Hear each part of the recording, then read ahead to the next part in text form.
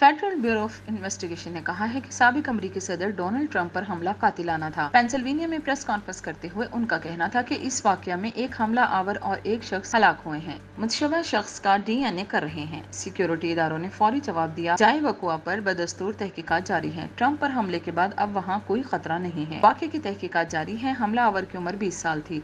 उन्होंने बताया कि इस हमले में किसी पुलिस वाले पर फायरिंग नहीं की गई। हमारी तमाम एजेंसी सीक्रेट सर्विस के साथ मिलकर काम करती हैं। हम सीक्रेट सर्विस को मुआवनत फ्राहम करते हैं। FBI हुकाम ने कहा, सीक्रेट सर्विस ने लोगों के तहफ़्फ़ुज़ के लिए बेहतरीन काम किया। उन्होंने वसाइल के लिए मुआवनत मांगने पर हिचकिचाहट नहीं की और ये हमारी जिम्मेदारी है कि हम इन्हें ये वसाइल फ्राहम करें। उनका कहना था कि इस वाकया की फोटोज और वीडियोज इंतहाई मददगार होंगी। जब हमला आवर की शनाख्त हो जाएगी तो जिसके पास इस शूटर के हवाले से मालूमात होंगी वो हमारे लिए इस हमले का मकसद पता लगाने के लिए कारआमद होंगी। उन्होंने ये बताया कि हम इस बात को रद्द नहीं कर रहे हैं कि ये किसी एक शख्स का काम था, लिहाजा हम किसी भी इजाफी इंफॉर्मेशन को देखेंगे जो हमें इस हमले में मुलव्वस किसी और फर्द की तरफ ले जा सकती है। उनका कहना था कि हमले के बाद हमारी तवज्जो साबिक सदर को बाहिफाजत इस जगह से निकालने और दूसरे मुतासरा अफराद की मुआवनत करने पर था। हम जाए वकुआ को जल्द अज जल्द सिक्योर करना चाहते थे। अभी हमारी तरजीह हमले के मकसद और इसमें मुलव्वस दीगर अफराद की निशानदेही करना है।